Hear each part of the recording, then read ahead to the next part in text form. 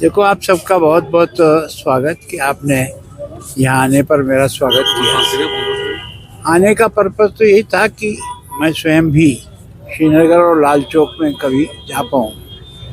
कई बार प्रयत्न किया लेकिन संभव नहीं हो पाया। मैं उससे भी जुड़ा हूँ जो मुरली मनोहर जोशी जी ने इसी लाल चौक में तिरंगा फहराने के लिए एक कन्याकुमारी से यात्रा प्रारंभ की और देश के सब लोगों को यहाँ आने के लिए आह्वान। मैं भी उस यात्रा में था, लेकिन हम लोग यहाँ तक नहीं पहुँच पाए। रास्ते में ही एक तरफ से रोक लिया गया, केवल और केवल कुछ लोगों को, जिसमें मुरली मनोहर जी स्वयं उसका संचालन कर रहे थे और आज के जो प्रधानमंत्री हैं उस यात्रा के संयोजक थे नरेंद्र मोदी जी। तो उस समय से हमारे मन की इच्छा थी कि कभी न कभी हम लाल चौक जरूर जाएं, लेकिन पिछले कई वर्षों से अनुभव भी आया आसानी से आ जा सकते थे, लेकिन समय के अभाव कारण से नहीं आ पाए।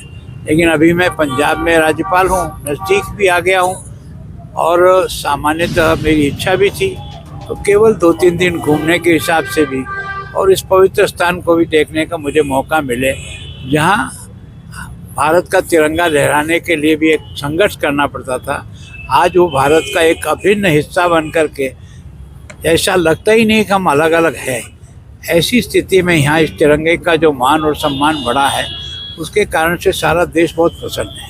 सर, तब की सिचुएशन और आज की सिचुएशन में कैसे आप डिफरेंशिएट करेंगे? देखो, निश्चित रूप से पहले जितना इजीली व्यक्ति यहाँ तक नहीं पहुँच पाता था, आज की तारीख में बहुत आसानी से मैं सोचता हूँ कि हिंदुस्तान के जो टूरिस्ट के स्पॉट हैं उनमें से श्रीनगर भी एक टॉप के स्थान पर, जम्मू कश्मीर भी पहुँच गया है। तो वास्तव में ये जो टूरिस्ट का आगमन हुआ वो एक तरह से दिलों का मिलान होना शुरू, तो एक अच्छा वातावरण बना है और टूरिस्ट भी काफ़ी बड़ी संख्या में, यहाँ का जो धंधा है उसको बढ़ाने में भी देश का बहुत बड़ा योगदान मिला है।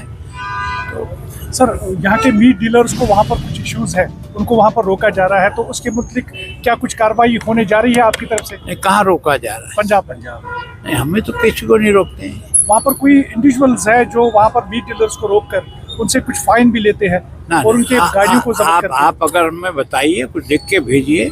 निश्चित रूप से पंजाब के राज्यपाल के नाते मेरा दायित्व है और चंडीगढ़ के प्रशासन के नाते दायित्व है। उनके हर वाजिब हक के लिए हम उनके साथ खड़े हैं। तो आप उसमें थोड़ा सा कंसर्न दिखाइएगा। निश्चित रूप से, अगर वो हमें कुछ बताएंगे, हमें कभी भी आके बताएं, मेरा दरवाजा खुला है।